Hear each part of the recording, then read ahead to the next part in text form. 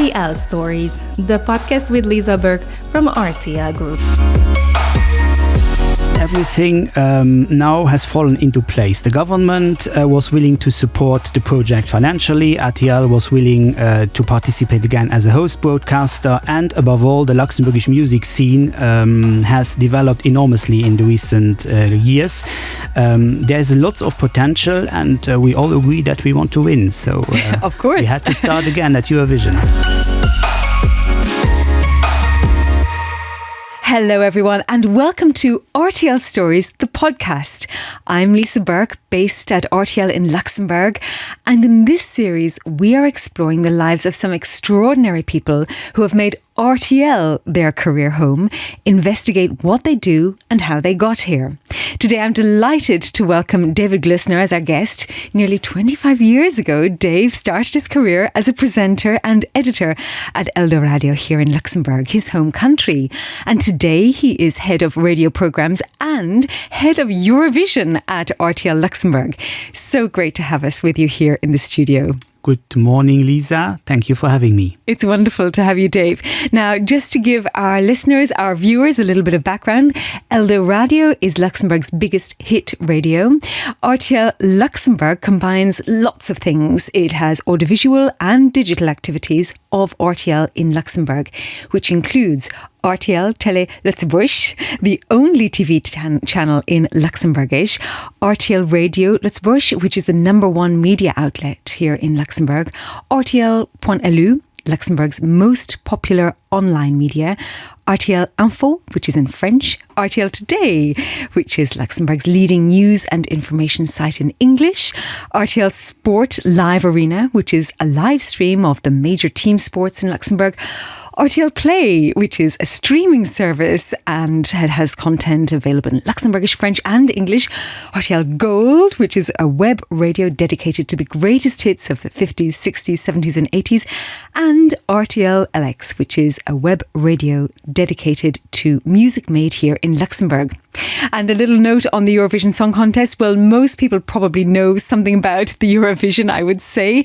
But 30 years ago, it had Luxembourg's last participation in 1993, and that was 40 years after the country's last win in 1983. So we're entering once more.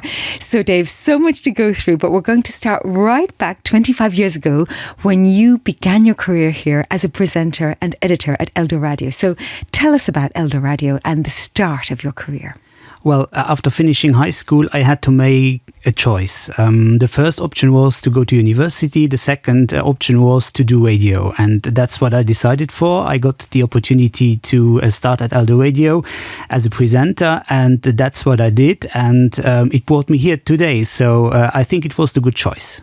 What would you have studied at university, just out of curiosity? I wasn't sure, but I think it would have something to do with media.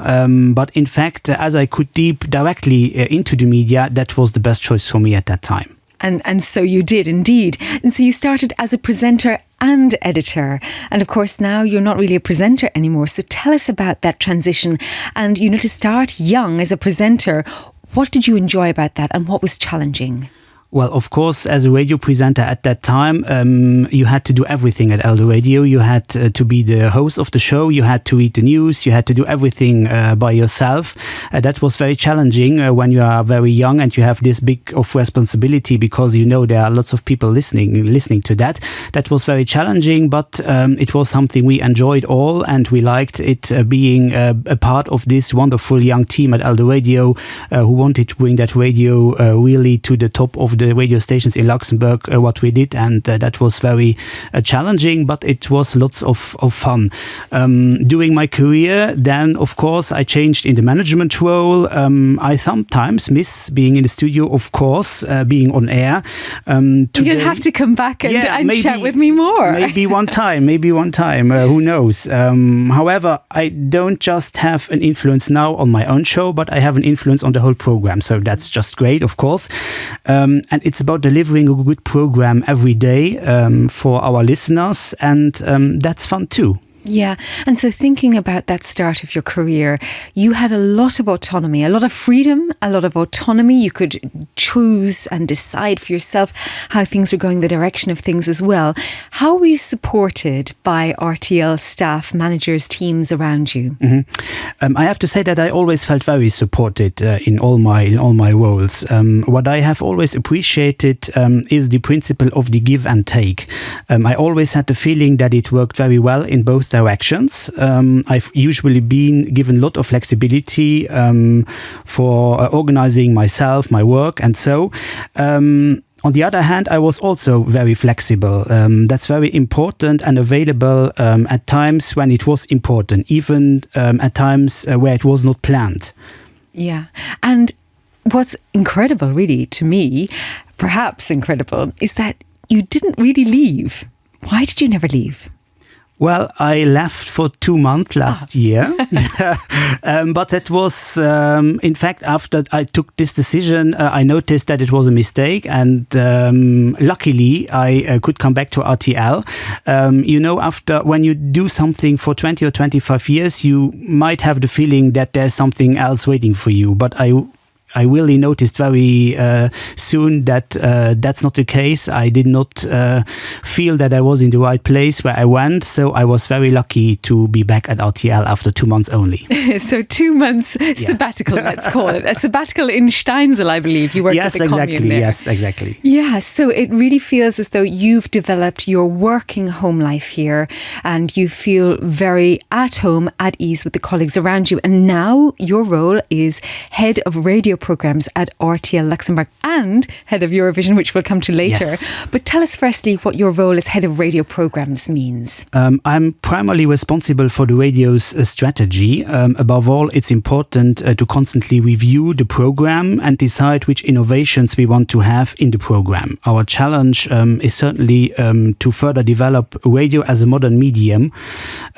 People's habits have changed also about the use of audiovisual media, and we must take that into account, and that's the big issue we have at the moment, that we would like to be the radio still a modern media and people to listen to it. Yeah, absolutely, because now we have radio, we have podcasts, we have so much.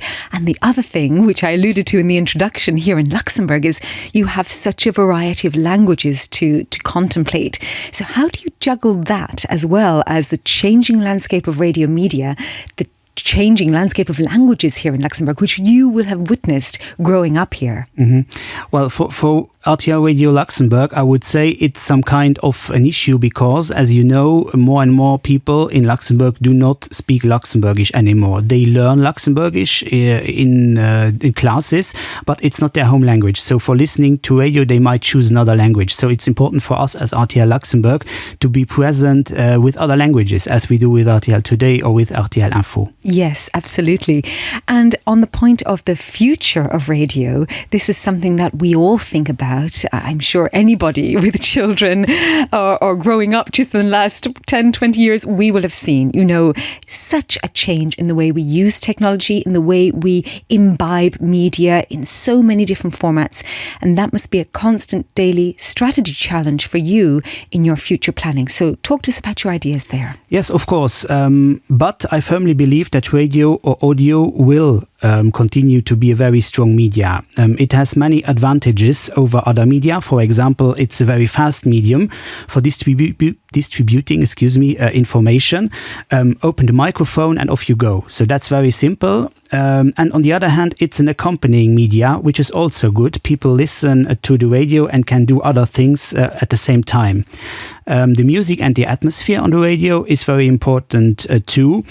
And I don't think we will be making a distinction between radio and audio content in the future. Digitalization makes it possible to listen to our audio or content everywhere on demand when we want. So I think that's the way we have to go. Yes, so then when you're planning in the future, I'm sure you have strategies for 5-10 years. Can you tell us a little bit about what you envisage this situation to be in 10 years' time? Because, of course, we're also at the dawn of incorporating AI into our working lives. it's difficult to tell now what will be in 10 years, but technology evolves so fast. I'm sure that AI will change the world of media immensely. But I believe that this will mainly happen in the background. Work processes might change, some tasks will be taken over by AI, but I don't think that AI will replace all the people.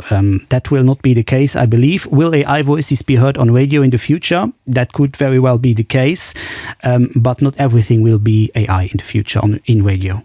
Well, I can breathe a sigh of relief there. Me too.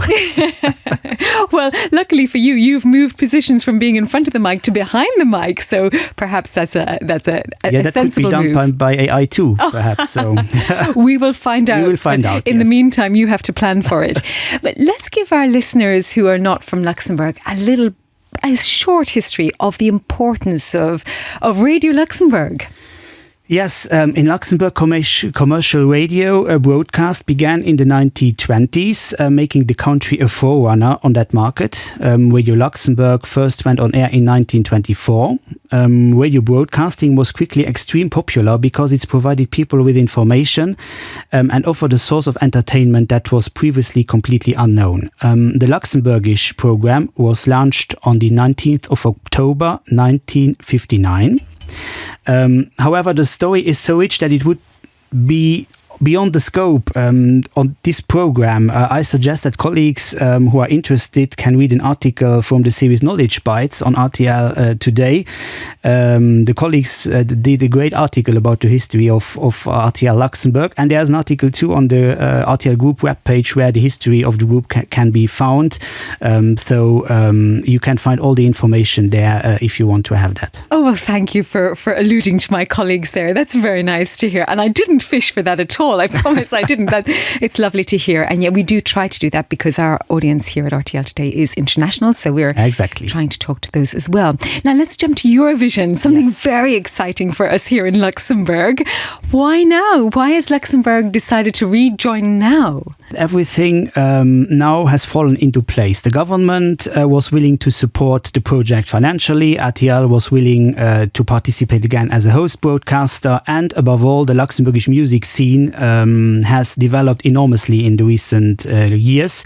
There's lots of potential and we all agree that we want to win. So of course, we had to start again at Eurovision. Nobody enters a race wanting to lose, that's for sure.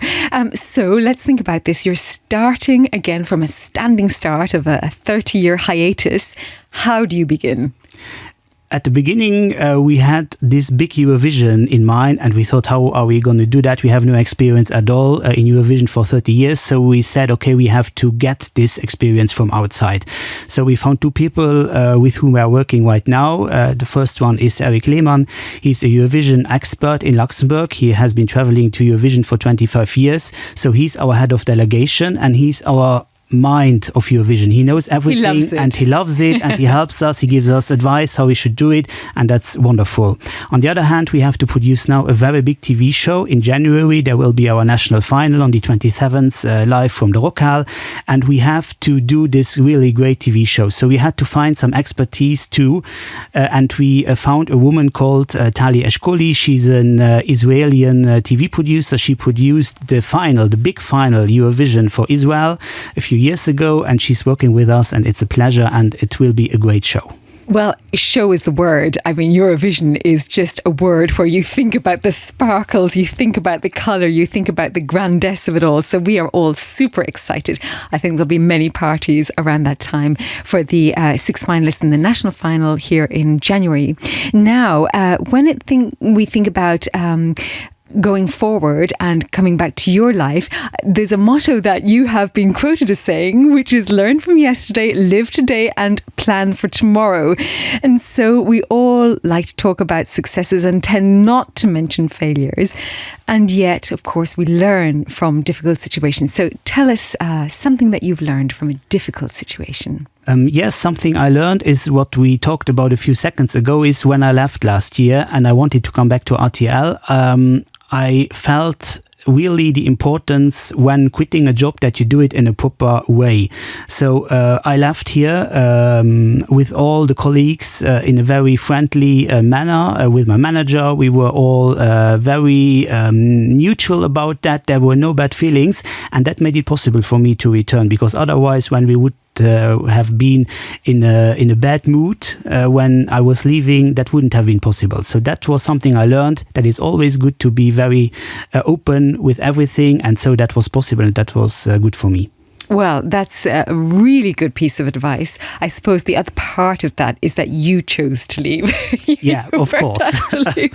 And so perhaps that makes it easier. But nonetheless, whether one chooses or one is asked to leave, perhaps it's always good to do it with grace and with a smile.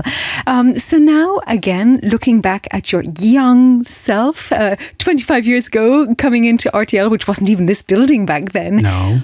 What do you advise to young career starters who want to join the landscape of the media world? I don't particularly like giving advice to other people. I think that everyone should have the chance to make their own experiences. If I had to say something now, it would perhaps be that I have learned that it's worth giving your best, and that you are stronger together as a team than as a lone wolf. Oh, that's a very nice line to end on. Well, Dave, thank you so much for joining us. Thank you, everybody, for watching, for listening to this episode.